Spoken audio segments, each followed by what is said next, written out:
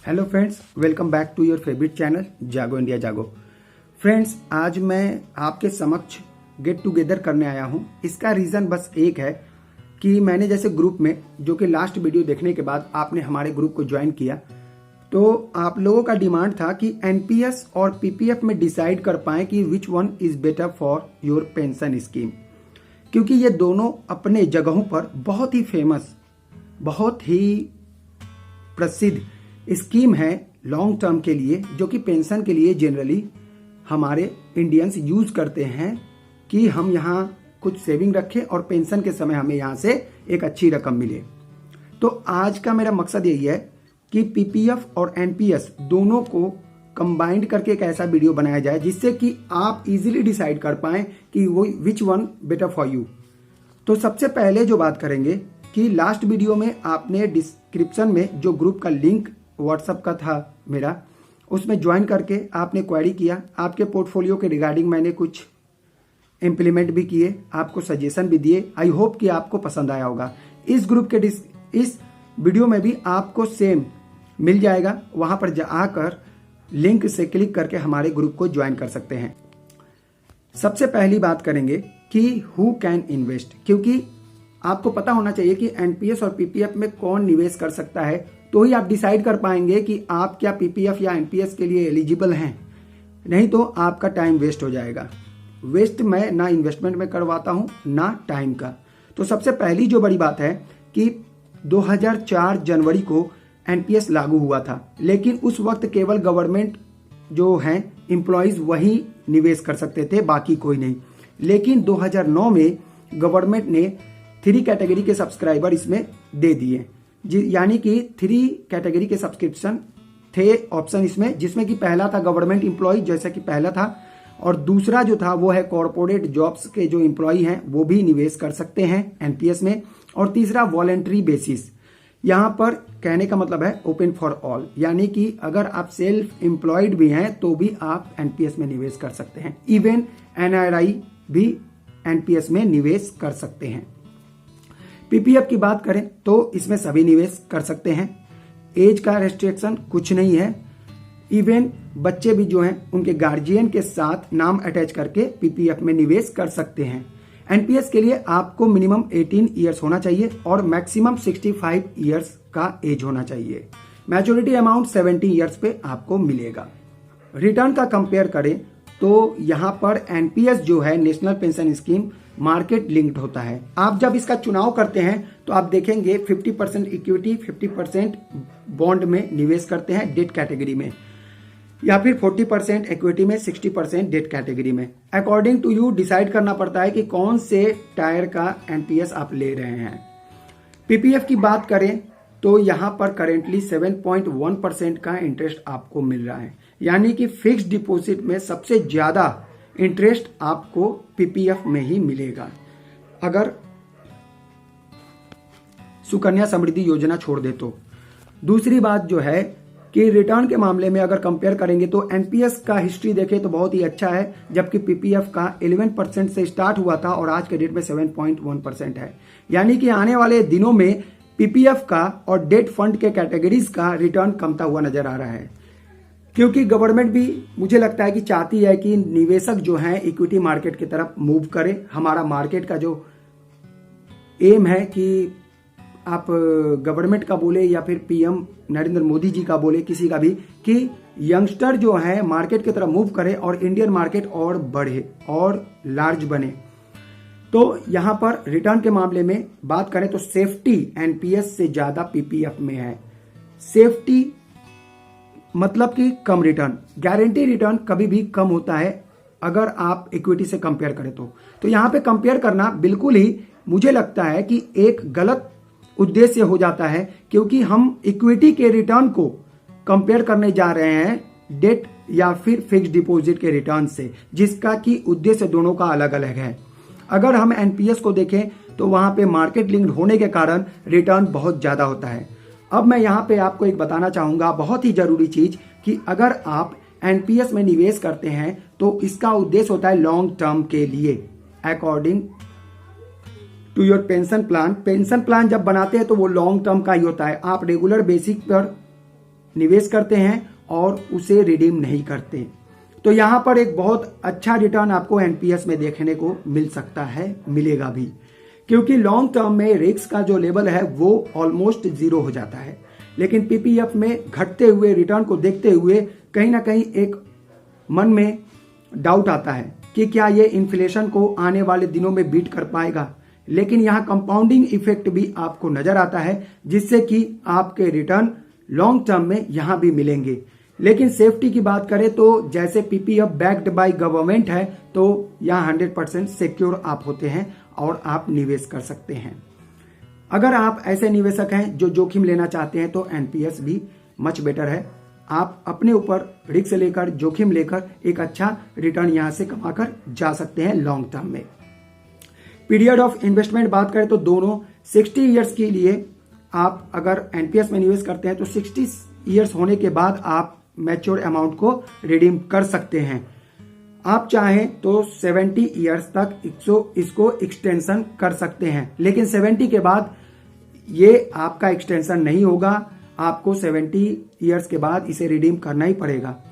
दूसरी तरफ बात करें तो 15 ईयर्स के लिए होता है पीपीएफ, यानी कि जब आपका स्टार्ट करेंगे तो 15 साल बाद आपका मैच्योर अमाउंट मिल जाएगा।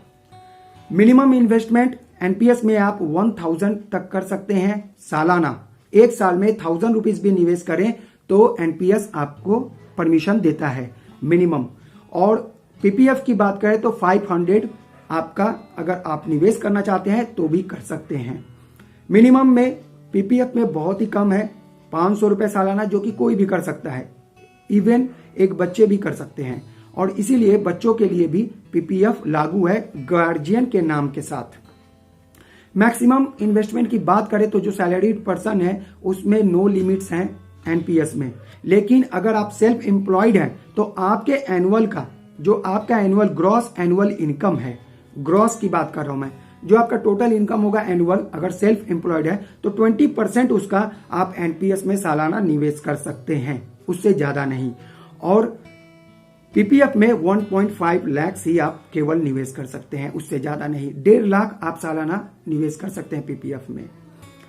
बेनिफिट्स की देखें, टैक्स की बात करें तो अप टू 2 लाख एनपीएफ में आप टैक्स डिडक्शन मिल जाता है 80C के तहत 1.5 लाख का, और 50,000 फिर आपको अगेन एडिशनल डिडक्शन मिलता है अंडर 80CCD 1/B।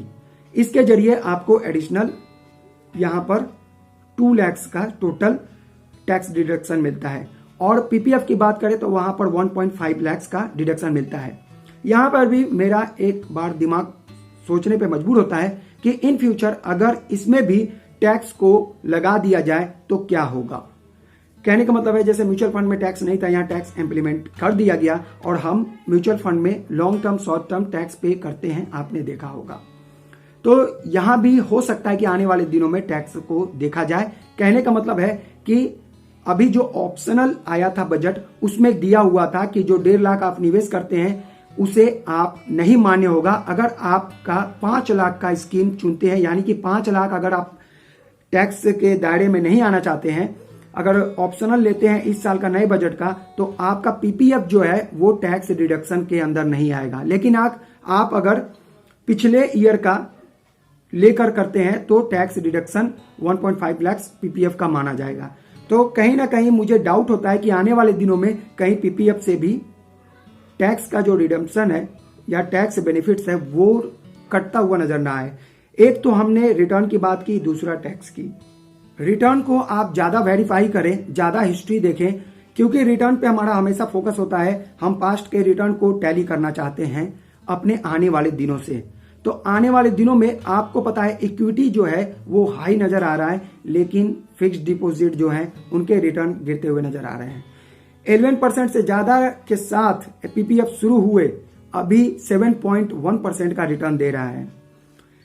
और अगर हम एनपीएस के ट्रेलिंग एनुअल रिटर्न की बात करें तो यहां पर एनपीएस में टायर 1 इक्विटी फंड के साथ रिटर्न देखें तो 1 ईयर में 23.39%, जबकि इक्विटी हाई पे चला लास्ट 1 ईयर जो कि मार्केट सबसे डाउन था, तो ये छोड़ देते हैं। 5 ईयर्स का देखें तो 15.08% और 10 ईयर्स का देखें तो 11.47%। ऑलमोस्ट आपको लॉन्ग टर्म में 12% का रिटर्न यहाँ देखने को मिल सकता है। और सिमिलरली अगर कॉर्पोरेट बॉन्ड फंड का रिटर्न देखें तो लास्ट 1 ईयर में 11.24%, 5 ईयर्स में 9.59% एंड 10 ईयर्स में 10.21%। तो यहाँ कॉर्पोरेट बॉन्ड भी बहुत अच्छा रिटर्न दिए हैं। नेक्स्ट अगर हम गवर्नमेंट सिक्योरिटीज़ की बात करें तो वो भी 1 ईयर में मोर देन 10% का रिटर्न आपको दिख रहा है। 5 ईयर्स में 10.57% का रिटर्न यहाँ आपको मिला। इन शॉर्ट पीपीएफ के रिटर्न की बात करें तो ये 1968 से स्टार्ट हुआ जब इसका इंटरेस्ट रेट 4.8% था, लेकिन बाद में 1999 और 2000 में स्काई हाई रेट चला गया जो कि 12% था। उसके बाद करेंट रिटर्न की बात करें तो 7.1% है। तो आप समझ सकते हैं कि इसमें भी फ्लेक्सिबल आपको इंटरेस्ट रेट मिलता है, कोई फिक्स्ड नहीं होता। क्वार्टरली बेस पे रिटर्न अप एंड डाउन होते हैं। आने वाले दिनों में इसके इंटरेस्ट कमने की संभावना ज़्यादा है क्योंकि we are going to be a develop country. Develop country के फिक्स डिपॉजिट के रिटर्न कम हो जाते हैं। अगर आप पीपीएफ का देखेंगे तो 8%, 7 to 8% का रिटर्न आपको नजर आएगा एवरेजिंग पीपीएफ में। तो डेफिनेटली यहाँ पर 3% का अंतर आपको नजर आ रहा है पीपीएस और एनपीएस में। अब बात करेंगे पीपीएफ और एनपीएस में इतना ही अच्छा अगर सिलेक्शन करना होता तो ये वीडियो देखने की क्यों जरूरत है? जरूरत इसलिए है कि जब आपका एनपीएस मैच्योर होता है, आप 70 या 60 ईयर्स के होते हैं और आप रिडीम करना चाहते हैं तो आपको मैक्सिमम 60% ही आपको दिया जाता है। यानी अगर 1 करोड़ रुपए है तो वहां 60 लाख आपको मैक्सिमम दिए जाएंगे। बाकी जो 40% है वो एन्युटी प्लान में चला जाता है। जैसे एलआईसी का एन्युटी प्लान है उस तरह के एन्युटी प्लान में चले जाते हैं और वहां से आपको मंथली रिटर्न मिलता है। और जो मंथली रिटर्न मिलता है उस पर टैक्स भी लगता है। और ये एन्युटी जो प्लान है वो बहुत ही कम रिटर्न जनरेट करते हैं। आपको पता है एलआईसी कम रिटर्न जनरेट करता है, एन्युटी प्लान कम रिटर्न जनरेट करते हैं। लेकिन यहाँ पे 60% जो आपको मिलता है वो टोटली टैक्स फ्री है। आने वाले दिनों में आई डोंट नो कि क्या होगा, लेकिन आज की बात करें तो पीपीएफ में जहां पर आपको फुल आपके मैच्योर अमाउंट मिल जाते हैं वहीं एनपीएस में नहीं मिलता। अगर आपके पास पैसे हैं, रिस्क की एबिलिटी हो तो डेफिनेटली आप पीपीएफ के बजाय एनपीएस में जा सकते हैं। और अगर आपके पास 1.5 लाख निवेश करने का ही पैसा है, PPF is the much better for you, क्योंकि आप वहां पर टोटल अमाउंट को रिडीम करके डिसाइड कर पाएंगे कि मैं कौन से फिर नेक्स्ट स्कीम में निवेश करूं। हो सकता है आफ्टर 15 ईयर्स आपके पास दूसरा ऑप्शन होगा, बेटर ऑप्शन होगा इन कंपैरिजन ऑफ टुमारो और टुडे। तो ये बात आप सोच लीजिए कि क्या करना है। एक छोटा सा डिस्क्रिप्शन वीडियो आपके समक्ष, आई होप कि आपको पसंद आया होगा। मतदान जरूर कीजिए, जैसे गवर्नमेंट को डिसाइड करने के लिए आप मतदान करते हैं वैसे ही वीडियो को मतदान जरूर करें। अच्छे लगे तो लाइक कीजिए, बुरे लगे तो डिसलाइक कीजिए, लेकिन यहां पर वोटिंग करके जरूर जाएं। फिर मिलेंगे अनदर वीडियो के साथ। फ्रेंड्स, आप जागो इंडिया जागो यूट्यूब चैनल देख रहे हैं और मैं प्रदीप दुबे फिर से आपको एक नए वीडियो के साथ मिलूंगा। तब तक के लिए tata bye bye and keep investing.